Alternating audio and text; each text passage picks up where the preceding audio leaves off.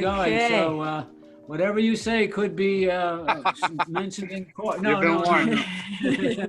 Good thing we got Omar here. Right, yeah. Hey, Frenchy. Hi. Hello. Hello. Life is different. I'm okay. I've been productive, like ultra productive, actually. So.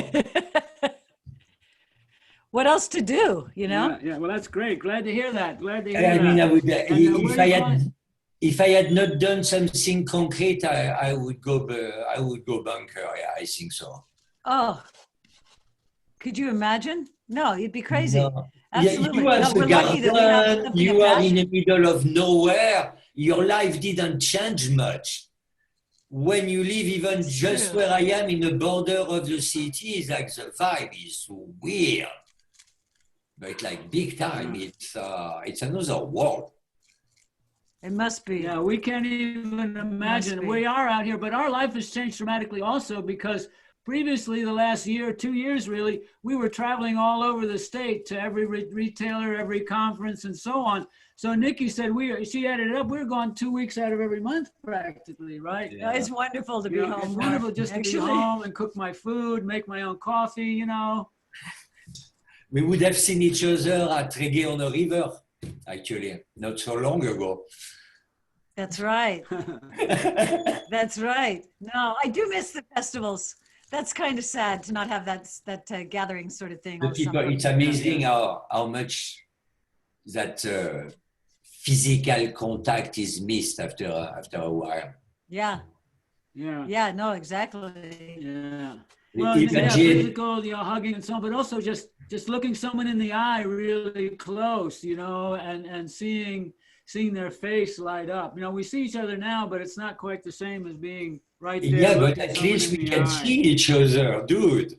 That happened when we were in our 20s. There is only book at the library. Thank you very much. Yeah. Then it gets intense. Right. That's true. No, that's what it must have been like in 1918 when they had that other big, huge one. Imagine. Yeah. And people were protesting then too. They didn't want to wear their masks, all of that. That's what we do. It's so weird. I was thinking the other day, I met somebody for the first time and I'm wearing this mask. I'm like, this person has no clue what I really look like. They have no clue. Right. It's like, I'm just eyes. Yeah. And everybody gets to look like an outlaw, bandito, with the little kerchief up there, like the cowboy movies in the old days, It's like, what can you say? No, up here in the Emerald Triangle, it's pretty funny. It's like everybody's been an outlaw for so long. And now... Big Jake, how you doing, Big Jake? Swami, it's a pleasure, brother. Blessed. It's great to see you digitally and virtually today. Hey. Where are you checking in from? I'm over here in Willits right now, and getting ready to head back. Getting ready to head down to Ukiah, then back up over to Fort Bragg. We launched our very first base over there. So we have a 15,500 square foot building that originally was a hospital. And we're turning around with this, and we're actually making it to where we're going to be putting on a 1-year life skills boot camp and training 10 veterans from beginning to end, from financial literacy all the way to PTSD treatment. Wow. So, all over. Fantastic. Yeah, no, he's rocking it. I'm supposed to visit. Yeah. That is great. Yeah, Frenchy, Wow. Frenchy, So are you a I, veteran also? it's Jake? on my bucket list, like you say in English. what's that? It's on my bucket list. It's on your bucket list. Yeah. Yeah, you will definitely have to. And to answer your question, Swami, no, I'm not physically a veteran, though I worked as a civilian contractor to the military over 18 years. But my biological father, both of my grandpas, and my spouse, and so many others in my life are veterans, and so this ministry we have continues on, and it's you know, Frenchy, I was just talking to someone about you and how much of a blessing you've been and how many people I've been able to help because of you as well. So it's great coming full circle. Yeah, and it starts with, Fantastic. I mean, it's a circle. Huh? Whatever you give, come back to you. The more you give, the more you receive. It's a good deal. I would love to have you guys come up and like I said, come up and check out the base in Fort Bragg. We're right there on Main Street. It was the original hospital, and we're just a couple blocks from the ocean. Beautiful space we have there. Oh, it's an old hospital. Wow. Wow, that's great. Repurposing a hospital. That's wonderful. Yeah. Wow. Yeah. Yeah. And you know, it had speaking been, of doing good deeds, like, go ahead. Oh, I was going to say it had been converted over to a bed and breakfast and a hotel. So all the rooms are like suites. They're beautiful.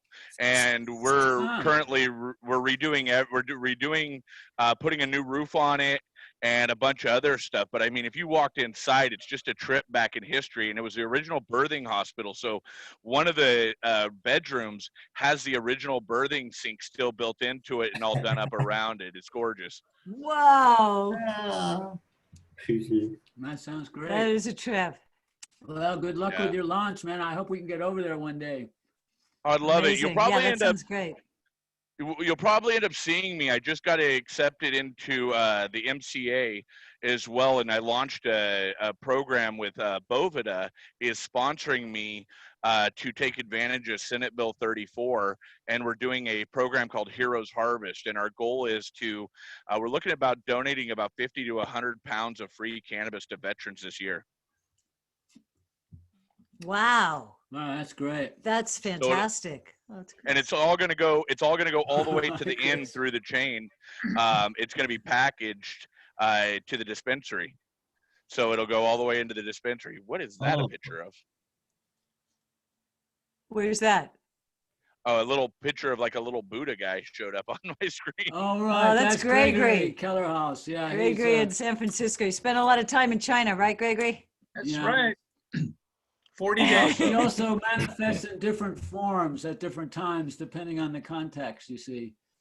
So, all righty. So I was just going to say a quick little thing about doing good deeds is I got this email this morning from somebody, I have no idea who this guy is, James something, and he's on the East Coast, and he has a 5-year-old daughter, and this daughter's just come down with a very rare kind of brain cancer that they say is absolutely intreatable. There's nothing they can do. So this guy's uprooted his entire family and moved to California. They just came right out here, and they're looking for fan leaves, anybody who has a lot of fan leaves, so they can start giving this daughter a lot of juicing the leaves, because they do feel that just might shrink the tumors. That might be what actually saves their little daughter. So we don't have, we can't give away any of our commercial crop. We can give away fan leaves from our personal crop, but it's not really that much because they don't let us grow that much. So I'm putting the word out there. If anybody has a lot of extra fan leaves, that this guy can come around and collect them up, and he can always freeze them or something and save it up and start giving it to his daughter. What area are they in? Do you see? What are they? The fan leaves they're the big leaves. No, where are those? Oh, where are they? They were right now in Lancaster this morning, and they're driving up to Ukiah today. Okay. Do you see there is enough cannabinoids to treat cancer Fresh in the leaf leaf? got a lot more CBG and CBD in them, and one of the things you can do is you juice them, and then you freeze them in ice cubes. So you put them in your ice tray, and then they will more or less stay fresh, and you can eat them, and you don't have to have fresh leaves every day. How much So, trichon is there on a fan leaf, dude? There is no trichon on the fan leaf. It's like there is a lot of medicinal power, don't get me wrong, in a fan leaf. But to treat a tumor, you want a shitload of cannabinoid. You don't want to go only with a compound of the plant material. I mean, I wouldn't think that way. I may use a you'd think they'd want a strong oil. Yeah. Maybe Well, their I've actually heard understanding that. of it is. I don't know. I'm not specialist on that, and there is level of cannabinoids that have more impact, and it's a kit. So we need to talk to a specialist, but I really don't think that the juicing fan leaf is gonna. It may help, but it's not gonna. That's possible. Well, actually, the fan leaves have different kind of terpenes, and they're mostly on the bottom. And there was a doctor up here who, yes, it's 420. Nikki just pointed out. It's 420. So you can. We're officially starting, but there was a doctor here in Willits, Dr. Courtney, who's moved on. But he swore by just juicing the fan leaves, the fresh leaves off the plant. And he cured his wife of 3 or 4 incurable diseases, that method. So there must be something to it. And so it's worth investigating. And then the question really becomes, what do you want as your CBD, THC, CBN, CBG profile? What do you want that's going to do that? And then you find not just a part of the plant, but the cultivar that has that ratio, and then you go from there. And that's really getting down into the deep part of it. But so I wanted to say welcome to everybody because it's 420. Thank you. And let me introduce Frenchy here. Frenchy is our wonderful guest today. Frenchy Cannoli, the hash master of the world. Woo! I thought we were all guests. It's great to have you here, Frenchy. So I have a couple of kind of pre-formed questions I have for you, Frenchy. We've both been looking at the history of cannabis and so on. And so I want to ask you about your personal history with cannabis. And for example, how old were you and where were you when you had your first hash, whatever it was, hash joint with tobacco, whatever your first encounter with it was? Where was that? It was hashish, it was with tobacco, it was Lebanese. And I was like in my early 17 with my best friend who had been struggling for months to invite me to smoke with him because he was flipping out that it would break our friendship. Really? Yeah, big time. But like big Why? time. He was really flipping out. He told me so. And I mean, it's like, yeah, it was that bad. I mean, it's like smoking in France when I was 17 years old. Not only you were hurting yourself, your family, but everyone around you. You know what I mean? It's like you're 17, you don't really know what you do. It's fun, but it's like that type of weight on you. Well, it makes you think twice before telling to other people. You know what I mean? Especially if you like them. It's weird now to think about it. Do you still know that guy? Sorry? Do you still know that guy? Yeah. Yes, I do. Yeah? Yeah. So I take it you got high and it didn't hurt your friendship. No, not really. No, it was, I mean, I had never been that happy since I had been a little kid. You know, when you laugh and run just because you're alive. That feeling is like, and people were telling me that was the worst things I could do to myself. It's like, dude, I'm not sure I'm going to leave society, you know, especially when I've been ill-treated by society, and something that make me so happy, it can't be that bad. But then, then it's like, then you go into, you don't believe whatever they say about drugs. And it's all good. Right. So that when I started to touch other, well, I went super deep, super fast into it. And just because it wasn't who I was, I could step out of the game. But when I was 17 years old, you could find more easily heroin in the street, super pure, because it was the entail of the French Connection, and it was super difficult to smoke, to find hash. So you're a kid, everything is bad anyway. Well, you start anything that is around. And Right. and then what saves you, it's what you have in your life that is more important than what you're doing with whatever makes you feel good. Quoi. So that first encounter, was it a joint with tobacco? Was it a pipe? What was it? You said it was Lebanese, but joint with tobacco, yeah. So, okay, next question now, another historical question. When did you go, where did you first encounter someone making hashish that you saw and you started to say, wow, that looks like something I want to do? Where was the first time you saw someone making hash? In my hometown, as soon as I started to smoke hash, I needed a way to get hash. And I didn't have money. I mean, I didn't work. I didn't get pocket money from my parents, anything. And my best friend was a Moroccan. Not the one who made me smoke, but like one of my best friends was Moroccan and his brother was a dealer. So I was making really old, dry Moroccan hashish look like red Lebanese. And for my work, I was paid in hash. I was pressing. That means at the beginning of me touching resin, Wow. tripping into it, it's cheating. It's like putting Coca-Cola and repressing resin with like Coca-Cola, cognac, sticky stuff, like sticky booze, anything sticky to make it look like ta-da. In the case of President Trump, about his relationship to one particular news organization. There's a new book out about that, and before we speak to its author, here's some background. Yeah. Okay, someone was unmuted There you there, go. so we Got had to take care of them. I see. So that was like the bottom end of like adulterated hashish that you're talking about. And now you're at the top end, about as far away from that as you can go. So now where was the first foreign country you went to see someone making hash? Morocco.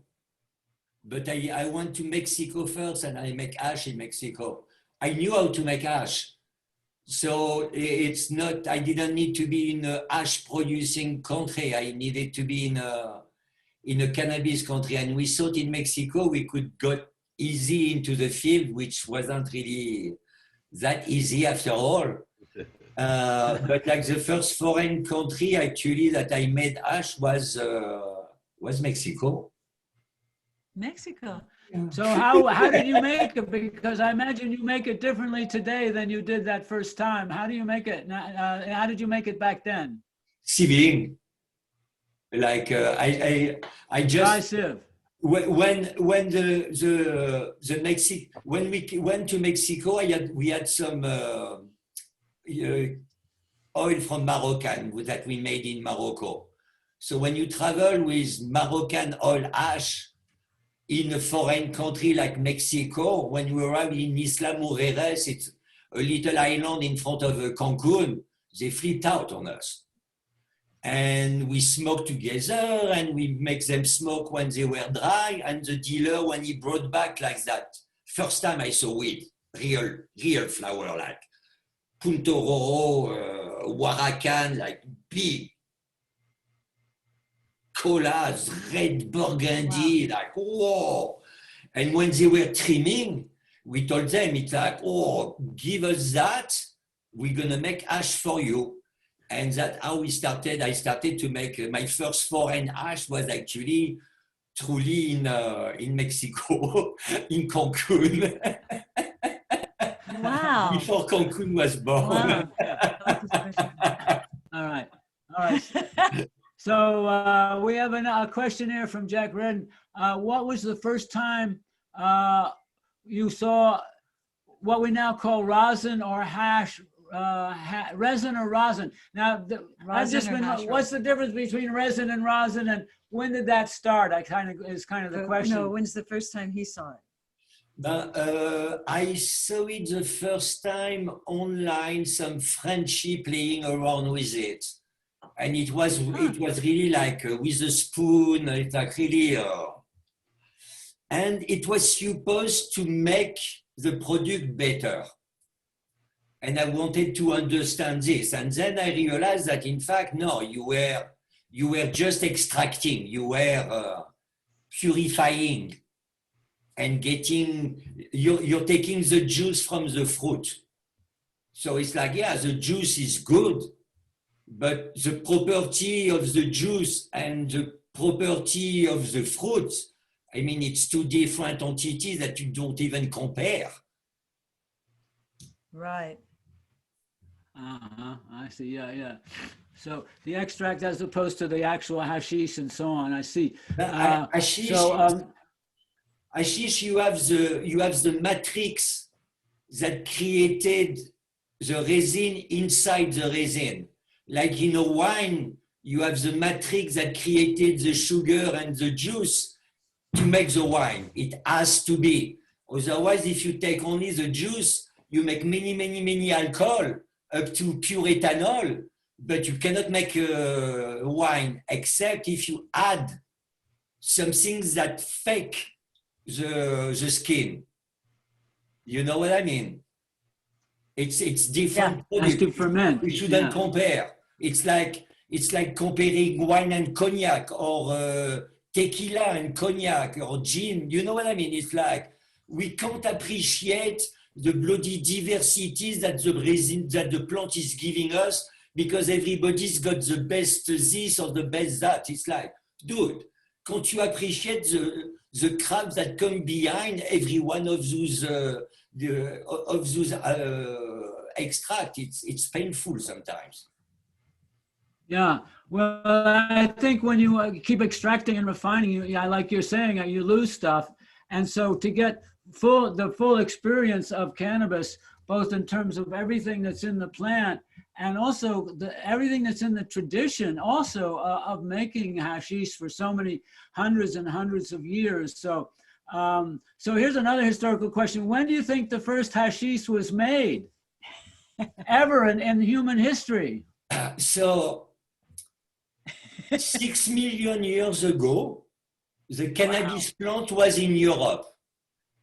Okay, that means that 6 million years ago plus the plant was in the fertile crescent, the richest place on earth, and the plant grew in a fertile crescent for 4 million years before Homo erectus stepped from Africa on the Levantine corridor and the fertile crescent. So it could have been from 2 million years ago to whenever, and it could have happened anywhere between Egypt and Tibet. The oldest. Oh, wow. That narrows it down. The oldest evidence of humanity, it's 2.1 million years old, Homo erectus, right next to the birthplace of cannabis. So it could be anywhere between the Mediterranean Sea and China. Right. But and so I think there's a parallel development of cannabis and humanity, that cannabis was there long before, but wherever any human being was that they found cannabis, they were absolutely delighted, and they just were going to use this thing for everything they could. So wherever it happened, it was like, yeah, this is the stuff. And so, I think it's a wonderful history that we want to recoup. We want to reaffirm that history because it's been hidden from us. And that's one of the things we're working on, as I recall. So wait, Frenchy, I have a question that goes back again to when you first got high. So when you did first get high, did you actually tell your parents about it back then, or was it just so taboo? You're joking. You're crazy. It's like my best buddy was scared to tell me, to make me smoke the first time. You think I'd go and tell my parents that I was smoking? No. I didn't even make my little brother smoke his first one because I didn't want to be old responsible for anything like that. I mean, it was the worst things you could do to yourself. It's not something you go and tell parents that have no understanding of who you are, really. No, I did not. But you could drink all the wine you wanted, right? Oh, I got drunk with my parents. I was 7 years old. But drunk. On champagne, sick, like drunk. I still remember it. I'm 63, hello? Like drunk bad. But I didn't touch alcohol for until I was in my like 18, 19 years old or something like that. Amazing. So now different countries make hashish in different ways and they call it different things. So I think there's kind of a Moroccan way to make and a Lebanese way to make and a Afghani way and a Nepali way. What would you say about that, Frenchy? Now, the oldest evidence of hashish, like of cannabis resin, it's new. It's 3,000 years old. Basically the same time frame than the shaman stash in Mongolia. It was found on an altar in the Holy of the Holy in a temple in Israel. And on one of the altars, they were burning frankincense. So they find all the components of frankincense. And on the other altar, they find cannabinoids, like a lot of CBN and cow dung, with no cannabis material left over. So it has to be cannabis resin. This is the first evidence. So as much as I thought that for me it was Afghanistan, well, and I thought Lebanon was a close second because it's a Silk Road and everything, but now at the same time frame, you have solid evidence of hashish on the Mediterranean Sea and only weed in Afghanistan and all the region around. So I would say Lebanon now. Yeah. Well, I think we need to time travel, Frenchy, and just try all these different places and see what they have to smoke, because there's a lot of different. But what I would say, if they're growing fields of this hemp for fiber, there's always going to be a couple of plants, I think, just genetically that are going to be a little bit stronger than anything else. And after a while, the local people are going to say, figure that one out, and then they'll take the seeds from that one and keep it, and then they'll have a special little separate garden. And so I think the medicine is like, I think it's the first medicine that humans had, and so many different conditions that it helps you with. So actually, this reminds me, we have a question from Ed Ocha. I hope I'm pronouncing that right, Ed. Did I get that right? Ochoa. Yeah, you got it. And okay, good. And your question is, has Frenchy worked hemp CBD before or is interested in its future? Is there any future in hemp CBD? If you're talking about CBD flower, I'm really heavily against it, actually. Okay. It's like, for me, people growing CBD flower, it's walking on Jack Herrer's grave and every belief he put on his book. It's like, dude, it's a natural resource that should save the planet. You do nothing with the stock and the fiber. I'm sorry, that doesn't apply for me, but at all. It's like you're a money maker. You're like, you're bitching about the CEO of Men. Man, you're worse than him. Much worse. It's just buying from you. You know what I mean? You're doing the deed. You're fucking up the planet, yourself, the farmer. It's like, whoa. But we don't have an industry to support. Yes. the fiber, but Interesting. I hadn't even thought of hempcrete, it that way. like making hempcrete in California, the stuff is fireproof. It's like there is nobody making hempcrete here. You're not growing hemp. You're growing CBD flower like you grow THC flower. It's vastly different. Don't tell me you use the word hemp just because it makes you legal. It's all that CBD bubble bullshit. It's like yes, because I noticed they're doing the concentrate. Can we go number 3? So let me ask it to you this way, because I'm very interested in the subject as it goes across the board, and I'm not interested in the corporate side and the nonsense. You know what I mean? That's not the part of it that I'm interested in. But because we see cannabinoids in there, because we see cannabinoids in the plant and in the flower itself, is there a value of extracting those specific things in a hashish manner? Do you see a medicinal value? Because I have found people who smoke some CBD flower. Specifically, I grew some cannabis CBD flower that I gave to my spouse, and because she has an allergy to THC, and so she can only smoke CBD, CBN, CBGs, and too much THC, it stops her from being able to breathe well. It causes problems. I am not against CBD, Malor, at all. I worship and I'm humbled by the medicinal value of CBD and what it brings on the table. I hate people growing hemp to grow just CBD flower. It's different. You know what I mean? It's not the product. It's the way you're growing it and the excuse you give yourself to do it so that you could put the stuff on the market and make fast money. We don't have a future. So the money you're making now, you don't have a fucking future to spend it because you're fucking it up. Excuse my French, but this is no. That's fine. Sensitive one. I've been blessed. I've been blessed to be able to work with a multitude of people because of what we do.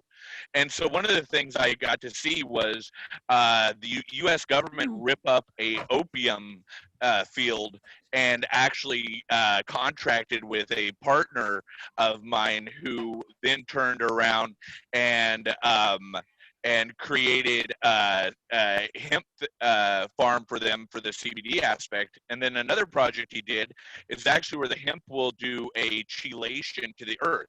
So he's doing these huge fields of chelation where it'll get broke down into some kind of something else later, but it's actually doing a chelation to the earth, and they're showing that it pulls out the negative effects in areas that have gotten pesticides and other aspects. And you're gonna smoke this flower, baby? You can't do nothing. No, not at all. I mean, this is like the point. You can't do anything with that flower. It retains it in its body. Huh? Everything that is bad in the soil, the plant is gonna absorb it and retain it in its body. You cannot do nothing with that except using it for construction or. But it's hempcrete or the fiber or anything else you could do that would save cutting down some trees. So that's why I asked the differences, and I hear what you're saying. You know, and yeah, I think you could grow hemp and use the flower, even if you grow hemp for growing hemp, especially now with feminized seed that we have. You know what I mean? It's like, instead of putting a plant every 6 feet, to give them the place to branch, you grow them like corn. You grow them like hemp. And only right. You're mass producing. You're throwing spray over the top of it. There is no love to the plant for what they're doing. There's no efficacy. A field of hemp, you have tall plant with a little head. You can harvest those heads for extraction and stuff, and use the fiber. Now, if you want high CBD content, well, why don't people breed high CBD plants so that you don't take a shortcut? You actually put something on the table that has value. Otherwise, it's a shortcut. So I think what's going to happen in the future. Wait. I think what's going to be happening in the future is through medical experimentation, we're going to find profiles of cannabinoids and terpenes and flavonoids that are dialed in to work for specific disease conditions with specific kinds of people with a certain metabolism. And over science, we're going to make that more and more precise. So I think kind of what Frenchy's driving at here also is that you grow the plants to have the profile that you want. And that then is a full plant with all those other subtle things. Remember, we've got 500 compounds possible in a cannabis plant. And I even like to call it a symphony of those elements, because every little thing is having something to do, either augmenting or breaking or allowing to happen or going a different route. And as we find more and more about these cannabinoids and terpenes and flavonoids and the routes that they take in our body, like we have terpene receptors as well. So all the whole profile, we really need to know more now about each flower compound. And so I think I think the hemp thing is overrated for sure. And I don't think anybody in California should grow hemp because it takes so much water. If you want to grow hemp for fiber, grow it in Kentucky and Ohio where it rains all summer and you got cheap labor, and that's the way they used to grow it for 150 years, right? We don't need it here, right? And you're going to lose your shirt if you're a farmer trying to go hemp out here because of the cost of land and the cost of labor and the amount of water you have to put on it. So we have to concentrate on what we do best, especially up here in the Emerald Triangle. We grow the finest flower in the most ecological, regenerative way with the cleanest of everything. And then we're dialing in the profiles of all the different things that we want. And over time, we'll get a plant that is specifically for this disease, and we'll then use that in the future. Anyway, I'm shouting away. Frenchy, what else you got to say? beyond the medicinal aspect, that terpene profiles that every of our cultivar give us cannot be duplicated. This is something that big pharma, big science cannot steal from us. That's the relation we have with the plant, the gift of the plant is that uniqueness. Now, how are we going to use it? Well, we have, the world is an oyster, like you say in English. It's still in the very baby level stages of it. So, okay, another kind of question, Frenchy, about when did you first go to India and where did you go when you first went to India? And why did we never meet you there? Yeah, that's true too. No, I didn't want to go to India. I didn't like the people from my hometown coming back from India, the Baba cool attitude. I am so spiritual because you just rub a little bit in India and that's it. Everybody drinking the sitar, playing like shit, and you know what I mean? It's like that wall. I am so illuminated because I spent 3 months or 2 weeks in India. It was like, wow, there's no way.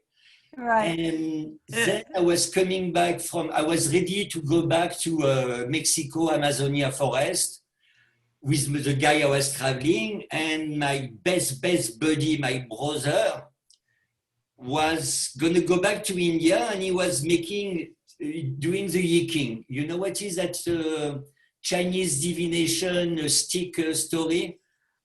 Okay, like so, he was doing the divination. We were the three in a room. And literally, the book told him that we were supposed to travel the three together. I swear to God. So this is something, when I was young, I would never make a move without checking with a book. Simple. And so, okay, if the Yi King says so, okay. But where do we go? Dude, I don't want to go to India. I want to go back to Mexico. I want to go back to Brazil and Amazonia. I want to do the Amazon River and the ruins and stuff. And you see how you are, Frenchy, you're supposed not to judge before you know yourself, la. He knew me well. He knew which point to press. we went to India. We left the three of us. We had $450 leaving Nice with no airplane ticket, nothing. Huh? Right. And I stayed 1 year in India, but it took me 3 months before I could like it. It was slow. It was so fucking slow. It's like you only smoke, and there is nothing in between smoking, like in Mexico or I don't know. It's like the rhythm wasn't mine. And then I couldn't wait to leave. And then I didn't go back to Mexico for years. I spent 8 years of my life in India, but it took me 3 months to actually fall in love, to be able to see beyond that shock of culture that you receive when you're there. You know what I mean? It was the first time I was really a stranger, a foreigner. Everywhere around the Mediterranean Sea and Mexico, I was a local. It's like it was so different. And what year was that, Frenchy? 1980. 1980. Okay. Yeah. Oh, we had come back by then. Well, interesting you say about the I Ching. Everybody knows about the I Ching. For actually, Nikki and I still consult the I Ching. I mean, there are times when I just couldn't even go out and buy a bottle of milk without asking the I Ching first. That's how spaced out I was. But you know, big decisions about real estate, about various things. It's a very handy little book to say, and it shows you what you kind of already know, but you need an outside voice to tell you that that's what it is that you need to do. Yeah. And we always found if you did exactly what the I Ching advised you to do, then the next time it gave you even better advice. Right? You always have to do what it says, pay attention, and then you tune in to the I Ching, and it tunes into the cosmic waves that you're riding on. It's crazy. It's so fucking on point that it's unreal. Yeah.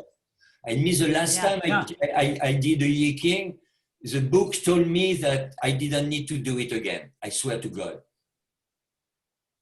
Literally. There is, I'm not sure which one it is. I wrote it somewhere and I have lost it. Oh, no, I know that one. The book but it told says, me that basically I what I should know. interpret that one to mean is don't ask the same question twice. Right? So it says you sometimes, hey, I already told you the answer to that. Listen up and pay attention. No, like, it told me not to ask again ever. Like, I never reopen the book. I never ask again. Because it told me that I kind of didn't need it. It was weird. The last one I pulled was really like, whoa. Okay. No, I mean, it's like, that was written down like millennium ago. It's like you throw sticks. It's all mathematics and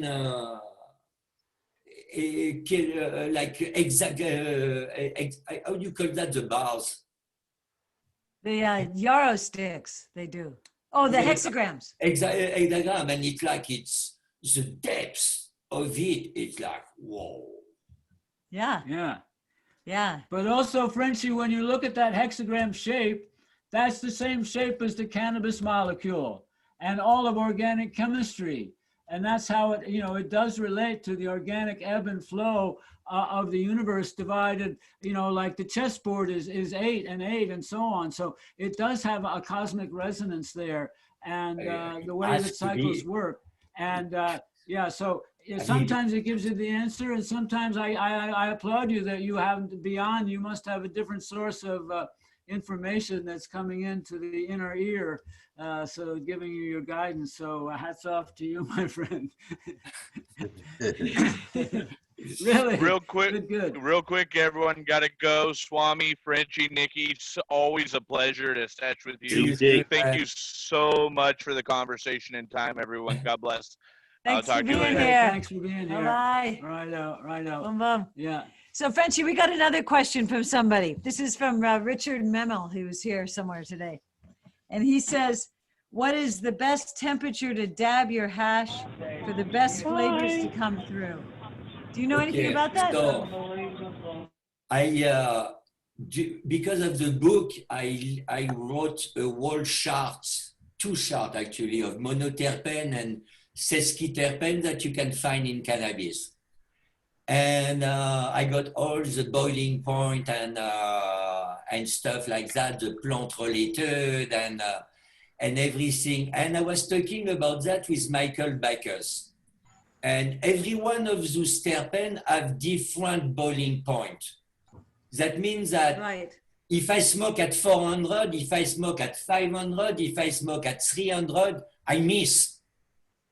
If I can smoke, and the heat element increase slowly the heat, then I could be able to hit every terpene boiling point before I get to the boiling point of the cannabinoid. So low temperature as much as you can, because some of the terps are pretty low, like in 100 Celsius. But some of them are pretty high also at the same time. So it's like Michael has a pen where he makes you smoke and experience every terpene that you're smoking. You don't miss one. It's like, it's trippy. It's like, it's another level of smoking, literally. Wow. No, the point is that you have to change you have to change the temperature. There's a wheel of terpenes that they show that, you know, have the different flavors, like a rainbow of terpene flavors. And as Frenchy's saying, each one of those has its boiling point, or what we might call its vaporization point. And as I recall, Frenchy talks in centigrade, I talk in Fahrenheit. The Fahrenheit is something like the lowest boiling point for a terpene or a cannabinoid is something like 225 degrees, just a little above boiling. And then the THC, I believe, is at 315, right? Yeah. 315 degrees Fahrenheit. And then CBD is by and large at about 366 Fahrenheit. All the cannabinoids are 400 much higher degrees, than 500 degrees, 800 degrees, up at 900 degree, these things. And so you're probably not going to be getting those by the flame and so on. But the fact is, if you change temperatures, you will get more. And my argument is always is that the joint actually is the only thing that gives you all of those terpenes, and because it gives you all the temperature from room temperature up to combustion and everything in between in a continuous scale. So you get a different high when you smoke a joint or a hash joint as well from a dab or anything else. A dab, you're only getting a small selection of what is available by whatever temperature you dial in. I mean, you want to answer the guy, it's like you want low temp, I would say, in a 300, 350. But when you dab, if you cannot have that temperature stay for a long time, you need to micro dab. Really, otherwise you're going to waste. But now there is a tool, actually, there is tool where you know, the temperature increase by itself automatically, so that you can experience all those terp before you hit the boiling point of the cannabinoid. It's like an according to Michael, you smoke much less and you feel much more. But he saves the. Well, if you're only dabbing or vaping at one temperature, you're missing the whole entourage, the whole ensemble of all those other 500 ingredients. No, so you because it's like to add them together. There is how many seconds of difference between the palier? You're just the temperature keep increasing while you're smoking. So it's like you don't start at one temperature and pull. All your pull is a different level of temperature going up. Genius. So, Frenchy, what about your fabulous hookah that you've brought to the Emerald Cup with us before? So and how do you feel that works on temp? The hookah with the gun stay between 400 and 450. The temperature, depending how many people are pulling up, it's at average mid 400 Fahrenheit.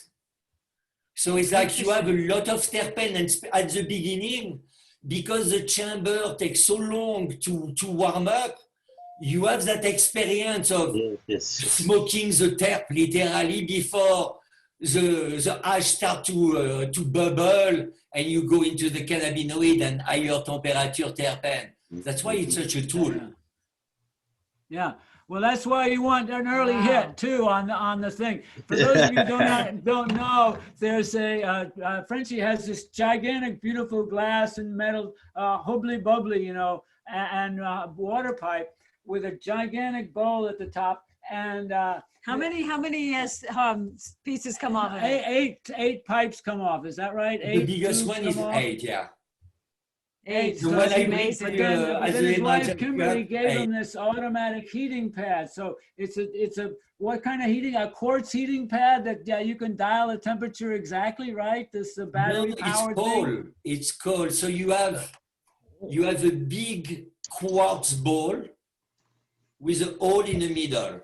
Okay, maybe half like the thickness of a thumb 8. On top of it, you have an aluminium head that open. Inside that head, you put 3 coal, burning coal, or 2 or 1, depending if you smoke flower, ash, or extract. When you close this, that aluminium chamber is made to dissipate the heat so that it heats the air in the quartz chamber. And it's the hot air in the quartz chamber that does the vaporization / combustion. Because the ash never combusts. It just becomes liquid. And flower, when you finish smoking flowers, they're like, it's like they come from a volcano. Oh, it's fucking genius. And I was anyway, it's great fun to gather around and the only thing it's big. I mean, even when you have friends, you need a lot of friends, like smokers. Yeah, right, so exactly. I was asking the guy to make me a 1 call, something that we could put on a rig. And he actually did. And I saw a picture of the first prototype, but that was before COVID. And I hope that it's in the near future. It's right. It's my favorite to smoke. We can't wait to get back to that. I tell you, the first time you brought it to the Emerald Cup a couple of years ago, I had one of the very early hits on that back in that, and I just had to go sit down, man. I haven't been that elevated just directly, you know, like straight on up for a while. So that was really a great one. And then there must have been about almost 40 people got stoned off that hookah that day. At least. For hours, it lasts hours. Yeah. Hours, it was hours. Right, exactly. Hours and hours. Those mythic moments and so on. So Frenchy, you never went to Afghanistan, did you? No, I was at the border. I was. They didn't let us pass at the Khyber Pass. Oh, damn. The war had been on for a few months. We saw that we could bullshit our way in, like Red Cross, I can help, blah, blah, blah. You know, French, we always think that we can bullshit everybody. And actually people were coming out. So we didn't stay long. We went, the Lomdicotal market was so insane. That place is bizarre. People with guns, and they were good ash, people were kind of nice. But I'm French, we don't have gun around. And it's like people, it's like in a movie with big bullet belt and Kalashnikov, and it's like gun on the stand in a market and stuff, like, whoa. So we went to India. We didn't stay long. No, I remember when I was there, it was 77, I guess. And all of those guns were primarily old English Enfield rifles that the British had left behind. So these weren't like fancy new machine guns. I guess the Russians started to bring those in shortly after. But that Afghani hash, I have to say, was really, the two-toke blackout, as we called it, was I was lucky enough to get to Afghanistan in 1971.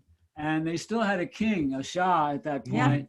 And I was in Mireille at that time, and we took buses way back to, we went from Herat on the border of Iran to Kandahar to Kabul, and then we went into the center of Afghanistan on a bus to Bandi Amir and the, what's the name of the place where the, Bamiyan, where the Buddha statues are, right? We saw these beautiful, beautiful statues carved into these high, 200-foot high cliffs. And this Bandi Amir is this place right in the middle of Afghanistan. It's a chain of lakes. And you come across these lakes after days and days of travel in a dusty bus, and you can count the number of trees on one hand for the whole place. And there's a few mud huts, and then you'll see like a fortress made out of adobe, and there's just nothing growing. And then you come to Bandi Amir in the middle of Afghanistan, and it's one crystal clear sapphire blue lake, and then a waterfall, and then another lake, and then a waterfall, and another lake. And it's the purest, most beautiful water you've ever seen after this, miles and miles and miles of desert. And we stopped at the bus. There was a little hotel there and a restaurant, and I asked the waiter for a cup of water.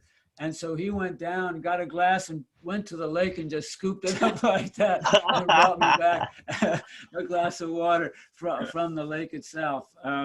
But anyway, it was an amazing company. They've since destroyed those Buddhas, but and there was a mound right in front of these cliffs that just was a mound. And after they destroyed the other Buddhas, someone was digging in that mound, and they found, in fact, that was a reclining Buddha.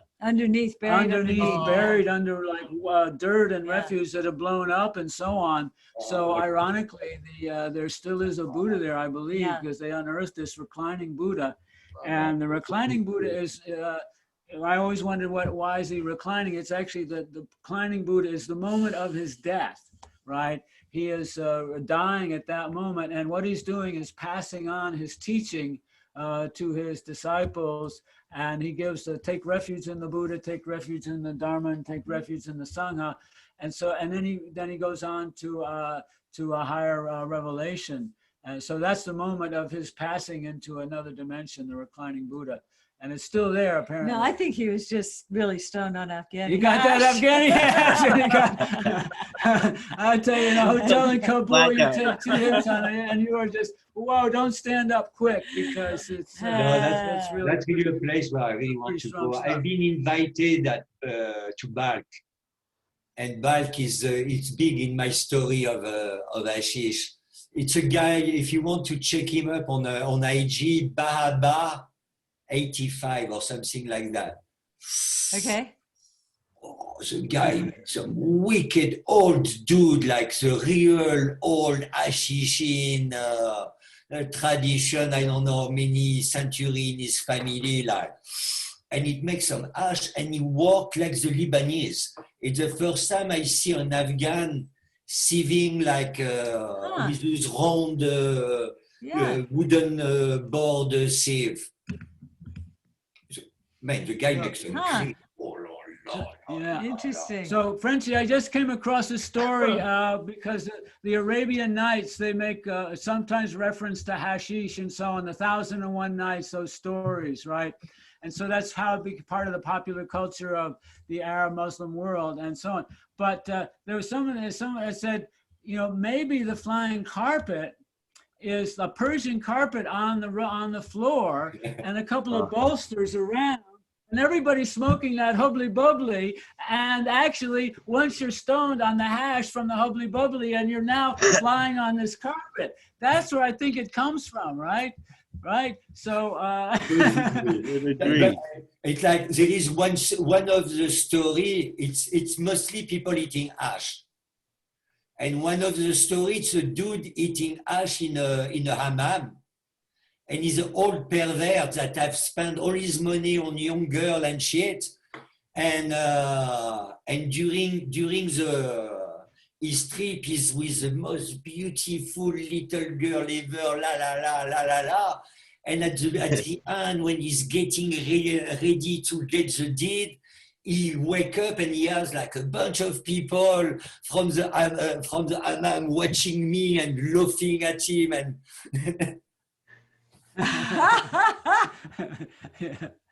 no, it's like, you know, the first story on hashish is like hashish was really not well looked at. The Sufis, the Hashishin, Hashishia is eater of hashish. If you call a Muslim pig eater or eater of hashish was like very, very much the same. Only later in the 13th, 17th century it became popular, but it has never been looked really highly at it. You know what I mean? It has always had that scumbag using it or worthless people and shit like that, the dervish dancers, the fakir, the Sufi, all the lower castes that the main Islamic look down on, well, they were all eating hash. It's like it's never, one of the first writing on hash in the Islamic book, it's a book of poison, okay? So, yeah. Right. So the very word hashish itself has a kind of colorful history. And I've read somewhere that in some places it's an Arabic word that simply means a certain kind of actual grass, growing wavy grass or something like that. But yes, but then there's also the story about the old man of the mountain. Do you want to talk about that, Frenchy? Oh yeah, but it's bullshit. First, hashish, it's dry herb, but to be hashish, you need the suffix grinding. There is not only the word dry herb to define hashish. There is something that defines the action of grinding that goes with it. From Rosenthal, not Ed, the other one, the big dude. The sect of the Hashishin, it's like, so when at the death of Mohammed, they all flipped out and everybody wanted to get the best and inherit everything that Mohammed did. And one of the lower castes, they were more into spiritualism. And they were small and they were warrior, and their domain was made for quite a few centuries, was made of half a dozen fortresses in the middle of enemy territory, okay? And those people, because they couldn't have an army, they became the first terrorists, but they were not the first one to kill somebody to get in line or get the power or shit like that. Huh? This has been happening for a long time. They were only the first group that was super organized with a super strong spy network, and they instilled so much fear that just the fact that they would tell you that you could die if you fuck with them was enough for, let's say, Saladin, one of the biggest general of the whole history of the Islamic empire that lasted hundreds and hundreds of years. Well, he left him alone. And that's how they ruled. They were the first terrorist cell. And they were totally dedicated to their cause. It's religion. It's not because they ate hash. We don't even know if they were eating hash. And they were definitely not the super garden with a naked virgin and shit like that in a fortress where those people lived. Alamut, it's a fortress in a very desertic, mountainous, arid region of northern Iraq. It's like you don't have, it's not paradise, but it's like, it's not that you need drugs to go and dedicate your life to kill somebody for the greater glory of your king or your brother or your religion. It's like it's not new. It's just that the power at that time were so fucking scared of them that in the history book, they were so shameful that they had to make it up to show themselves in a good light. While a handful of people scares the shit of the Islamic Empire and Western Empire for centuries. They were like nobody. They didn't even have an army. Yeah. But I think what's happened is you're talking about this conspiracy of assassinating leaders and so on. They didn't have to kill too many to scare everybody. But the real thing was that this was a story that was told back in Europe as a propaganda, you see. Well, and the reason they want to connect the hashish with it is like you were saying before, the hashish is the lower thing. So they did this assassination, but when the Western powers and everybody put hashish together with it, you see, these people are decadent, they're beasts, they're less than human, whatever it is. So it's one of those conspiracy theory kind of things, and you strike fear in the enemy, but you also denigrate your enemy. And obviously that wasn't the first time it happened or the last. They actually killed the first king of Jerusalem in Jerusalem. They were good. They were really good. Yeah, right. They were. And but it's a very colorful story. And everybody says, well, it was probably bullshit. But the actual fact that these people existed, they did assassinate people. They were feared everywhere. Whether they smoked hash and whether they had beautiful damsels, that's always, because there's another tradition also about hashish, about girls running naked through the tree, through their live plants, right, at harvest time. Right. And then you scrape off all this thing. That's another one of those mythical stories about hashish. Have you ever done that, Frenchy, run naked through the hash plants? It's already very difficult to unstick your two hands when you do charas. I don't want to imagine it on my whole body and look. No, it's like this is, right. You know, like in the 1800s, imagine like the prude English Catholic dudes that come to India. Yeah. Everybody is half naked and shit like that. People are pulling their leg. And they were telling them stories to make them like drool about, you know. For sure. It's like, technically speaking, it really doesn't make sense.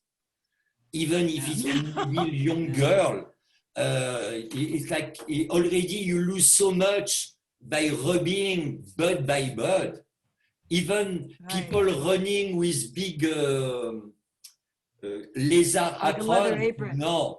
Yeah. They may have cut the plant fresh and rub it between lézard apron for a while, yeah. But running with a lézard apron in a field to collect resin, it's like you've never collected resin on a cannabis plant ever to say stuff like that, and that's for sure. But I will say actually, to walk out into the middle of the cannabis garden on a full moon night, totally naked. Wait. It's not legal to go in your cannabis garden. You can't do that anymore. It's not legal. But I mean, you're not running through for the resin or anything. You're just going to be with the plants. But you know, you can have some clothes on. You're not naked. But there's just something about being out in the garden as it comes to harvest on the full moon night. Things can be very magical out there. So. No, it's actually in Proposition 64 that you're not allowed in your cannabis garden. You have to have, your pants have to be a certain amount of inches above the pubic line. I mean, seriously, it says this. You can't be topless. I mean, it really gets down. Somebody's really thought about that. So I cannot make Hashin. They don't want the poor guy looking over your surveillance tape to lose track of what he's supposed to be doing. So it's finished for me, the full moon ash making in the field. Yeah. That's the best. Yeah. That's nice. I tell people to harvest at night to save the terp, but to make ash in the field during the full moon. In India, we would cut the plant at the end of the day when we stop. we would cut the plants, bring them next to the fireplace, and make ash at night by warming the plant around the fireplace. So we would have like the full moon charas made at night during the full moon. I mean, it works quite well. Yeah. Huh? Yeah. Nice. Well, but see, then you're also putting the astrology, the alchemy into it, into the ritual, right? That adds another dimension to do things in the moon phases and so on, which all the ancient people, they know that too, and they use that to augment the power. We may not feel it, but it's part of everything. When people tell me my stuff is so good, yeah, but it's like, it started with a breeder that has been tripping for fucking years to put that genetic together. Then you have months of dedication and love by the farmer. Then you have the whole tender care, so that everything comes to me in the best condition possible. So already I inherit something, and then I add on top of it, and I try to make it in condition where, shit, I even put mantra to my water to charge it and shit like that. It's like, I don't think it's something you can measure, but at the end of the day, what you experience in your mouth, was, it's that everything together, and it's different because of that, very much so. Huh? Yeah, for sure. The dedication and the focus. Yeah. And so I just wanted to say, it's been an hour, but I wondered if anybody has any specific questions that they wanted to ask Frenchy or Swami right now. Anything else that's on the topic out here? I guess kind of raise your hand or say something. Let's see. Oh yeah, there's also a way to raise your hand with electronics too, somehow or other. But I forget how to do that. Yeah. There was one other question that came in ahead of time. It's a little different, but have you ever traded or purchased cannabis pollen? So I guess this could be for either of you. Do you think there's a market for it? I've never heard of that. Is there? Do people sell pollen? Well, what do you mean by pollen? Male pollen? Yes, male pollen. Oh, yes. Yeah. I mean, if you have the dude, there is a lot of girl on the market. You know what I mean? There is not that many dude. Nobody shows the dude.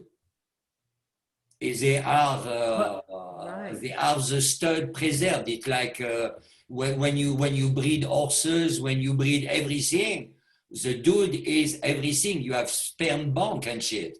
It's going to be the same for cannabis, I imagine. Well, the problem is, how do you pick the male? Because you don't smoke it, and you do have to kind of pick it to do the female before even it's the female is ready. So there's some people who say that with the male plant, you want to get one that looks robust and has a good shape and the kind of things that you want on the visual side of it. But then if you scrape the stalk, you can scrape the stalk slightly with your finger, and you can get a kind of a sense of the terpenes that are being produced in that plant, right? And so if you're looking for kind of, okay, this is the dude, the father that I want to go with this, I'm looking for this terpene. I suppose at some point people may actually have a test for that. But I think at a certain point, if you're a breeder, I think you have a certain sort of, I don't know, je ne sais quoi, something that, I don't know what it is, that you sense that this is, I want to cross with that, and it's ready to do it right now. I think there's something so magical about breeding that those people who do it well, we all really honor.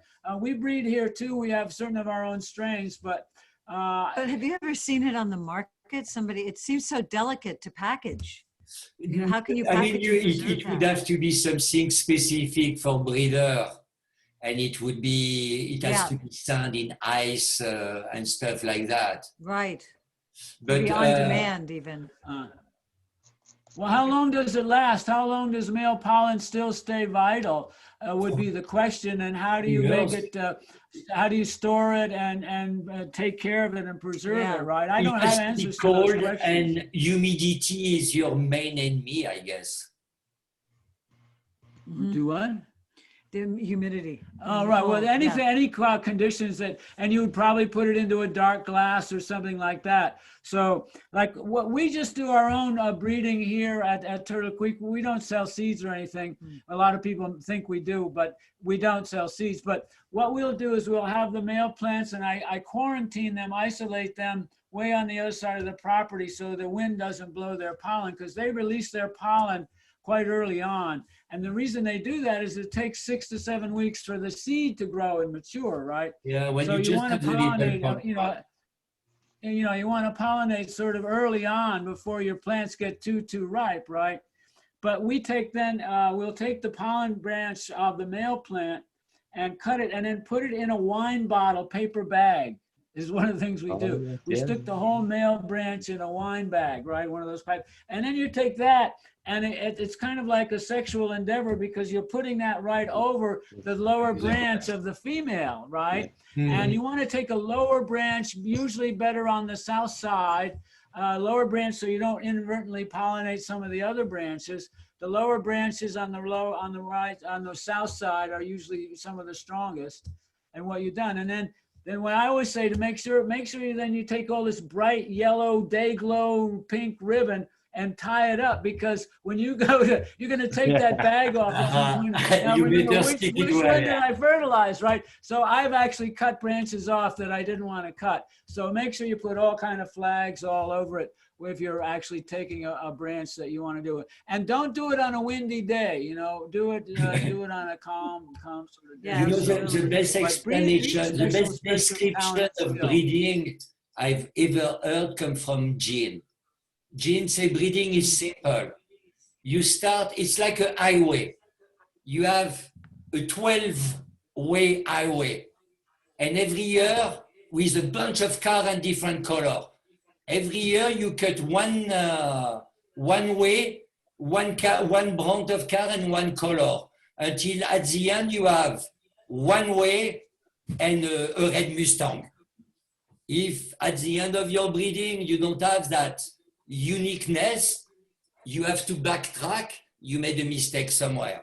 But breeding, you need a direction to breed. It's like if you just, there is being prolific and making babies, and there is breeding. Breeding, there is consciousness toward the goal that takes years, and using different plants, composite to bring inside what you're creating. It's like it's witch's brew. It's like it's not just pollinating. It's pollinating with a deep consciousness and understanding behind. Otherwise, you can do great stuff, but it's like breeding. It's over years to get really what you want, and sometimes you don't even get that. But it's like without that direction, we should find another. It's not really breeding anymore if there is no direction behind the. But I remember Gene would also say, Gene and Leo, they would say, "Oh, this is crossed with this, and this is crossed with this," and then, well, this happened, but we don't really know what that intermediate one was. And there is the magic there. There's sort of, you know, who knows what really happened, but what the result was is great. And so, right, you know what I'm saying, right there, dude. So Frenchy, there's one more question before we go here that somebody, Kevin Mulvey asks.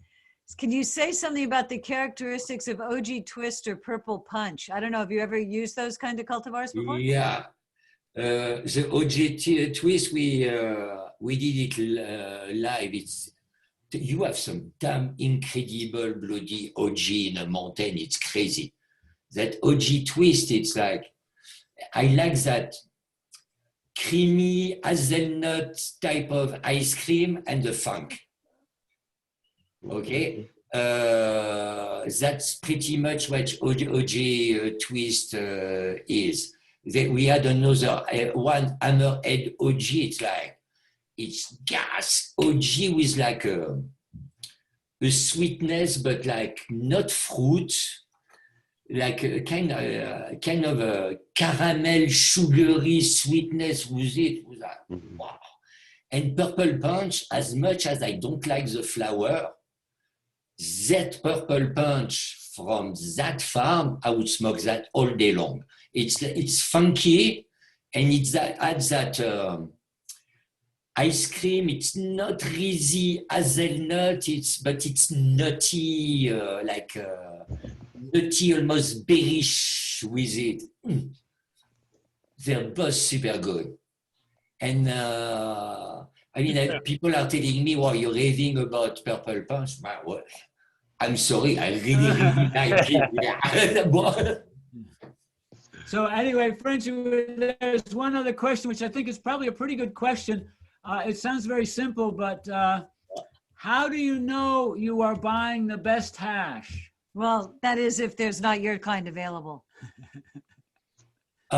So you're looking for the melt, okay? If somebody give you something that is loose trichome gland unpressed, and it comes from a fridge, for example, you want to know how I judge competition. They give me that coming from the fridge. I put all the ash in my pocket. And I keep it in my pocket like a few minutes.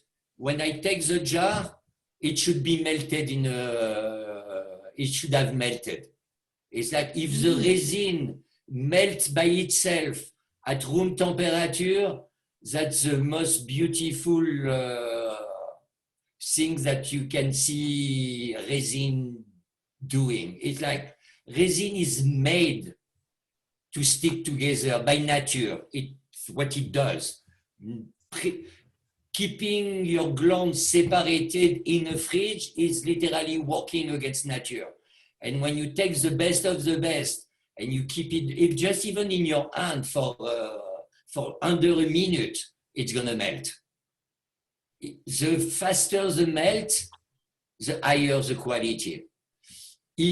Otherwise, I usually put it in my hand.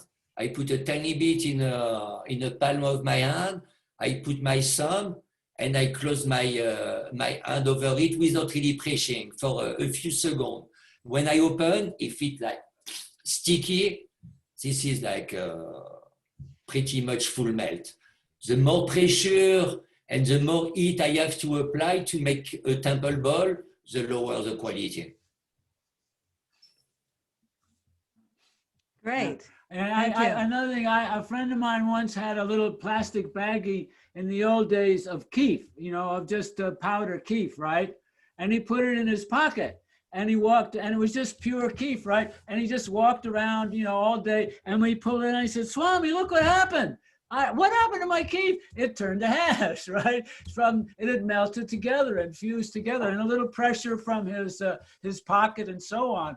And so, yeah, that's the thing about there is that sort of not much heat, right? It's just room temperature. It's 98 degrees or something like that is what it is. It's 98. But yeah, body heat is often enough. Every country, in dry sieving country, in hashish producing country, even in India, charas, quality is defined by the cleanliness of the trichome gland. Basically, it's like maturity of the trichome gland is a bloody given in a producing country because they know when they're supposed to harvest and plant. So you look also at the melt, and in Morocco, for example, they would put a little bit of resin in a cellophane paper and slide it against their trouser a little bit, and it should melt the resin. The faster, the more it melts, the higher the quality. In my Lebanese friend, they make a little cone, they use a flame, and they bubble it. If it bubbles so that it literally drop, that it liquefy, this is the top of the top. If it just bubble and stay in a shape and then light, it's lower grade. In Afghanistan, I can't fucking remember what my Afghan friends were doing. Wow.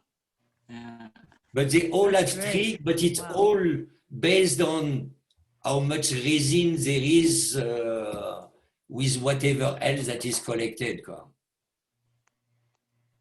The melt. All right. Okay. Anybody else have a question? I think we've had some pretty detailed answers here from Frenchy. Yeah, thank you so much, Frenchy. This has been fantastic. I mean, and we get to see you. I miss you so much. Yeah. So I mean, I can go visit some farm time to time, but every time I come back, I stay 2 weeks before I go and visit somebody else. Right. It's a little bit put us on the list. schedule.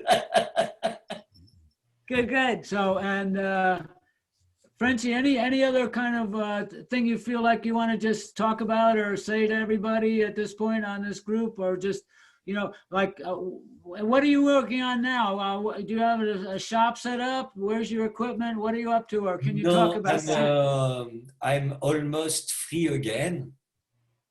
I do not want to work with anybody but the farmer. I don't want to have to be stuck into a big company that is between the farmer and me. It never works well every time, and so I'm trying to be able to work directly with the farmer from the farm and create an on estate bottled type of cannabis resin industry here. It's the same. It's like if I really want to promote the origin of the plant I receive to make the hash, well, I cannot trust the green rusher, because they say they will, but they won't. They don't. Yeah. It's never going to be what you want. Exactly. Right. And that's the thing, that people do seem to forget that it all starts with the farmer. And you can have everything down the line. You can be selling materials and tools and so on. So I think, we have to say, protect the farmer, and we act at this moment, we need to protect the big farmers too, but the small farmers need it more than anything. Yeah, but if you don't stick together, they take you separate, and they can buy weed cheap, package them under their own brand, get your weed, tell you that they're selling it at higher price, use this to sell better their swag. After 6 months, 8 months, your weed is not selling. They're sorry, we cannot sell your weed. How much will you give it? I mean, it's like they're blackmailing you. You have you don't even see your product package. Most people, they don't even know where their flower goes. It's like they take advantage of you when they are 101% dependent on you. So it's like, as long as there is not an understanding between farmers that whoever we work with, if you fuck with one, you fuck with everybody, you don't have the power. When you always had the power, but you have given it away already. 20 years ago, people were buying your weed cheaper and cheaper every year, selling at the same price in dispensary. Everybody knew it. You didn't do nothing for 20 years. It's still the same price per eighth now. How much is your weed now? You know what I mean? It's like you've been taken advantage for over a quarter of century. Now it's time to realize that you're everything. You're not even the dealer. You're the people who bloody grow the plant. There is nobody between you and that plant but God, if you believe in God, okay? So how come outsider can have a power on that? It's fucking weird. Yeah, well, thank you for thank you for saying that, Frenchy. It's like I kept thinking because the French Association, there's a labor union in France called CGT, right? Confédération Générale du Travail, right? And it's a huge labor union, and they can shut down the entire country if they want to, right? And so how do we get the cannabis farmers who've been hiding out and not talking to each other, they don't vote, they don't have drivers, anything, how do we get us to say, hey, wait a second, we're going to hold back our product. We're not going to sell you anything. We're going to stop. We're going to hold it until you give us a decent price. But how could we get that kind of unity and everybody hold it back all at the same time? How come when somebody is in the shit, everybody is together to help? It's like you are a community, but only when shit happens. Okay? Otherwise you're hermits, all of you. Well, now it's another ball game altogether. You want to play the game, but you realize that you have the power. You don't need an association. You need an agreement. That's all you need. You don't need paperwork, lawyer, no, just an agreement. How long do you think it would take them to come and beg for it? A week? 10 days? How fast a dispensary can go dry in California, baby? If you stop it before Christmas, yeah, there is nothing coming from us, dude. Okay? You have the power. Don't use it. All right. Okay, instead of the Emerald Cup, we have the Emerald Stop. Right? Right? And then on the same weekend that we would have had the Emerald Cup, we just say, okay, from here on, nothing moves. Nothing moves. I wonder, that's a pretty interesting idea. You're radical, Frenchy. I mean, they need you as much as we need them. It's simple. Yeah. Can we do it fair? I mean, it's like, dude, there is a whole economy that is rocking, that is known worldwide for their quality. They have the genetics, the know-how, the whole fucking terroir in Spain and everything. Can we make a deal so that everybody is happy and you become the center of the universe? It's like, I don't get it. It's like trying to not play the traditional market and not understanding the value of it. It's like, it's insane. It's like, I don't know. It's very much like Flocana doing California weed, the California way. For me, it's like you go in France, you make wine in Bordeaux, and you do it the French way. If you go and make wine in Bordeaux, you tell everybody that your wine was made in Bordeaux because Bordeaux is known worldwide. Well, that's what you are. And you don't see it because you are who you are. And while you have been the most secretive people ever, well, everybody knows what's up. Except the Californian state. It's like I'm telling everybody, people would sell their mama to buy your weed. The only place you have a hard time selling your sun-grown, it's in California. It's super insane. Yes. Yes. So Frenchy, I'm thinking we should schedule another session in the future where all we talk about is appellation, because that's a whole other conversation that we could go on forever. Yeah, but now there is basis. Now there is that foundation where we can actually talk about it and maybe do something. It's like people have understood that. No, it's exciting. We'll have a whole session on that. And it's like there is. It's like I was telling people who grow indoor and sun-grown. It's not that you are not appreciated. The appellation d'origine, it's based on the soil, on the terroir, and it's just a set of standardization geared toward creating quality. You are very welcome to pick up the standard, adapt them to your methodology, and create appellation related to your environment. Hell yeah, because that could become world standard.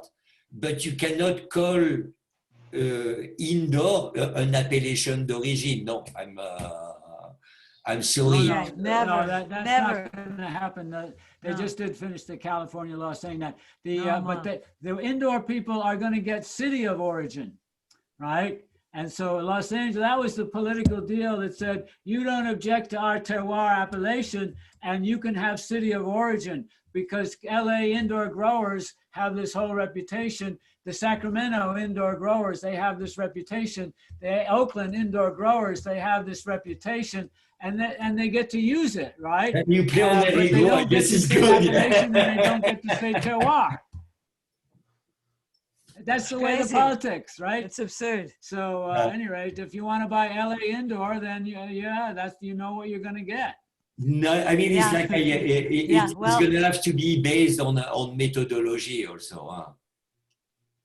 It's not, it's like, Yeah. because origin, Okay, when this there is is definitely a soil conversation to and continue. climatic environment, the origin has a value. When it's from a room, the origin is habitat that is created, the medium that is used, and all that good stuff. So it's like, Well, I think that would Yeah. also, It could city be of anywhere. origin might also have standards for like air pollution and water pollution and noise pollution and so on, that you have to have a certain percentage of your electricity come from renewable measures.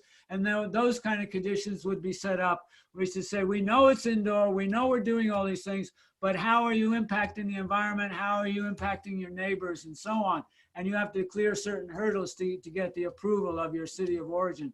But that's going to be up to the cities to decide those particular details. Okay, well, like I say, to be continued. We could talk with you all day, Frenchy. We know that, and we love you, and we thank you so much. We've got in a couple of weeks, our next session will be what is that? The 20th, I believe, 17th of September. Then that Thursday, and that will be Maya Elizabeth from Om Edibles is going to come on and talk with us about what she does in the tincture and edibles and all of that. It's not just edibles. She has all kinds of salves, all and kinds of ointments stuff, and beauty creams and so on. So, but Frenchy, this has been so enlightening. Thank you so much. As always, it's a joy to hang out with you.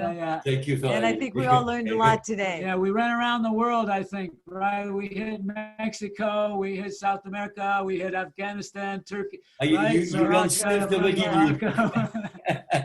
Okay, next time Japan, we'll throw in there somehow. Right? I tried some stuff in Japan too, I have to say. Oops. Okay, well, thank you everybody so much for being here. Bye. Love seeing everybody out Stay there. safe and healthy. Yes, Bye-bye. please do. And we'll see you in a couple weeks. Okay. Om Namah Shivaya.